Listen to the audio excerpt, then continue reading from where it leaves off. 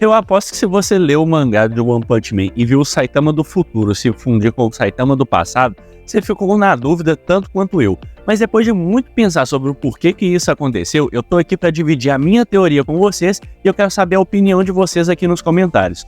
Quer saber o que o Saitama do futuro ter se fundido com o Saitama do passado tem a ver com fósseis, um físico austríaco, material radioativo e um gato? Vem comigo que eu vou te contar. E antes disso, como sempre, um pouquinho de contexto. Para evitar o máximo possível de spoiler, o Saitama do futuro de uma linha temporal se fundiu com o Saitama do passado dessa mesma linha temporal. E não houve muitas explicações por que essa fusão aconteceu. A gente só viu que ele conservou algumas partes do Saitama do futuro, que obviamente para evitar spoilers eu vou falar o que foi, e que ele manteve várias características também do Saitama do passado.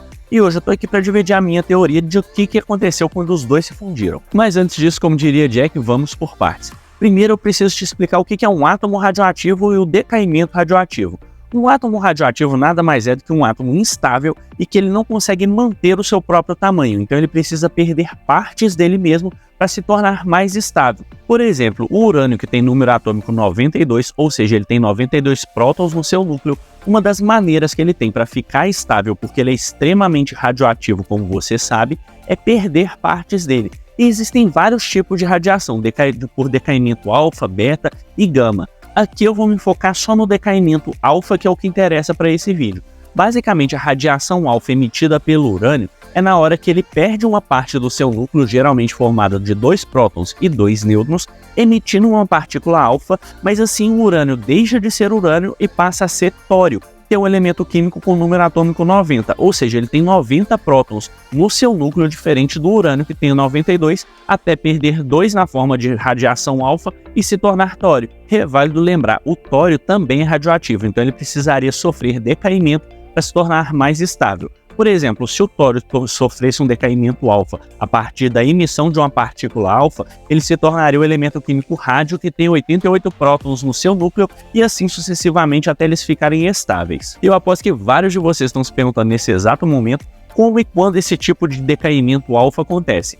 Bom, basicamente ele é quase aleatório, quase randômico, mas tem um jeito muito legal da gente descobrir há mais ou menos quanto tempo isso acontece. Tentando simplificar o máximo possível, o decaimento radioativo ele é quase randômico ou aleatório. Então você pode observar um átomo por quase a idade do universo e nada acontecer com ele, do mesmo jeito que você pode observar aquele átomo e em menos de 1 segundo esse decaimento acontecer. Só que se você pegar uma massa muito grande desse átomo radioativo, a gente consegue um negócio que a gente chama de calcular o tempo de meia-vida. E o tempo de meia-vida nada mais é do que o tempo que levaria para uma determinada amostra de um átomo radioativo, por exemplo, decair a metade dele em um átomo mais leve. Ou seja, você tem 100 gramas de urânio, por exemplo, o tempo de meia-vida desses 100 gramas de urânio seria o tempo que levaria para 50 gramas desse urânio se decair em elementos mais leves. E, obviamente, cada elemento vai ter seu tempo de meia-vida e, sabendo disso, é fácil da gente calcular algumas coisas. Por exemplo, medindo a quantidade de carbono 14 em um fóssil que a gente achou, dá para a gente estimar com muita exatidão qual é mais ou menos a idade do fóssil que a gente achou. Tem 2 detalhes. O carbono 14 só é válido para fósseis até 50 mil anos no passado. Acima disso, ou mais antigos do que isso, a gente precisa de outros átomos radioativos. Então, por exemplo, medir carbono 14 num fóssil de Tiranossauro Rex não faria o menor sentido. Então, o tempo de meia-vida dá pra gente uma estimativa muito boa de tempo se a gente conhecer o tempo de meia-vida de determinada massa de um objeto radioativo.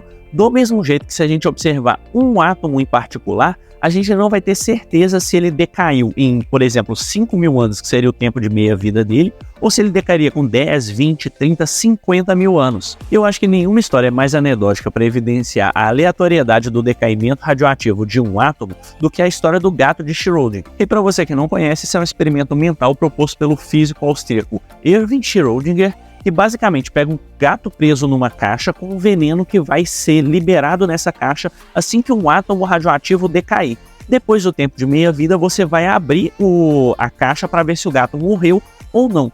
Como o decaimento radioativo é probabilístico, o gato existiria dentro da caixa em uma sobreposição quântica, com um gato vivo e morto ao mesmo tempo, em os dois estados plenamente funcionais, mas só na hora que você capta a informação daquela caixa, que seria você abrir aquela caixa, que ele consegue ter a função de onda colapsada para decidir se um gato vai estar vivo ou se vai estar morto. E esse experimento do Schrödinger foi para tentar evidenciar o princípio da incerteza de Heisenberg, que basicamente fala que não tem como você medir qualquer partícula sem captar informação dela, e ao captar informação você está interferindo diretamente com o estado de sobreposição quântica. Então quando você observa o gato, a função de onda dele que estava sobreposta, ou seja, ele estava vivo e morto ao mesmo tempo, quando você capta a informação dele, essa função de onda colapsa e o gato vai decidir se vai estar vivo ou vai estar morto. Obviamente não vai ser o gato que vai decidir, mas quanticamente vai ser decidido se ele vai estar vivo ou estar morto, assim que você capta essa informação, porque você interferiu diretamente tomando uma medida visual para saber se o gato estava vivo ou se o gato estava morto. Eu acho que agora você já sabe exatamente onde eu estou querendo chegar, eu não é? Quando nós tivemos o transporte do Saitama do futuro para a mesma linha temporal do Saitama do passado, é como se os dois tivessem se fundido, a massa dos dois tivessem se fundido, eles tivessem virado uma grande massa de material radioativo, que tem um tempo de meia-vida para decair. Então, basicamente, a função de onda dos dois estava em incerteza se quem ia prevalecer era o Saitama do futuro ou o Saitama do passado, e quando a função de onda dos dois colapsou a partir da obtenção de informação, no caso do leitor lendo o mangá, a função de onda dele colapsou e os átomos puderam fazer uma sobreposição para saber quais iam perecer e quais iam permanecer formando o Saitama. Que como isso é probabilístico, isso explica muito bem, na minha opinião, por que a fusão dos dois ficou com roupa, mas a roupa rasgada lá no bilingudigo dele, ele sem a memória do que aconteceu no futuro, mas segurando o core do Genos que veio do futuro. Isso acontece porque quando os dois se fundiram, eles entraram num estado de semi-sobreposição quântica, que seria o gato morto e vivo ao mesmo tempo, ou seja, quem ia permanecer, o Saitama do futuro ou o Saitama do passado. E como o decaimento radioativo e várias outras coisas que eu expliquei para você é probabilístico, é plenamente possível que o Saitama do futuro e o do passado, na hora que uniram suas massas, de maneira aleatória e probabilística, os átomos de um foram rejeitados enquanto os átomos de outros permaneceram. E isso explica perfeitamente por que o Saitama resultante disso permaneceu com quase toda a roupa que ele estava na hora que eles se fundiram, que o Saitama do futuro estava pelado, mas o do passado estava com roupa. O Saitama resultante não tem informação nenhuma do que aconteceu no futuro, só que ele continuava segurando o core do Genos que veio do futuro para o passado. Então, para tentar resumir aqui, quando o Saitama do futuro interferiu diretamente com a linha do tempo passada, ele criou um abalo naquele tecido do espaço-tempo e fez com que as duas massas do Saitama do futuro e do passado se fundissem, entrando num estado de sobreposição quântica, que só foi captado e só foi resolvido esse estado de sobreposição, ou seja, a função de onda dele só colapsou com a informação que a gente precisava depois de uma certa obtenção de informação. No caso da minha interpretação, é o próprio leitor lendo o mangá fez a função de onda do Saitama colapsar.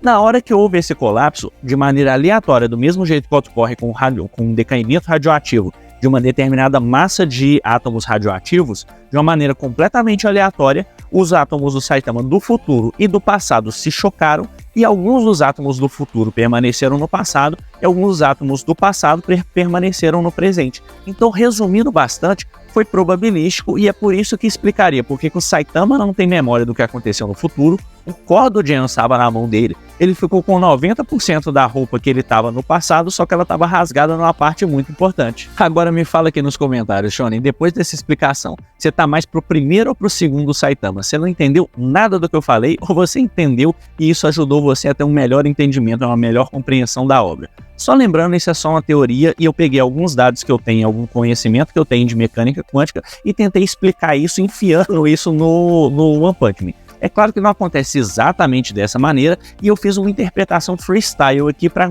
trazer para vocês a minha teoria, já que até agora o Murata nem o Wano explicaram pra gente por que os dois se fundiram. Se você gostou da teoria, deixa aqui para mim nos comentários. Se você tem a sua própria, deixa aqui para mim nos comentários também. Se você entendeu a minha ou não, também deixa aqui nos comentários, porque eu consigo saber onde é que eu errei para tentar explicar para vocês e tentar simplificar e melhorar para a próxima. E se você gostou de assistir esse vídeo, não esquece de dar um like para me apoiar a trazer mais conteúdos assim para vocês. E se vocês quiserem ver mais ciência aplicada ao mundo geek, me segue lá no meu perfil para ver mais vídeos como esse.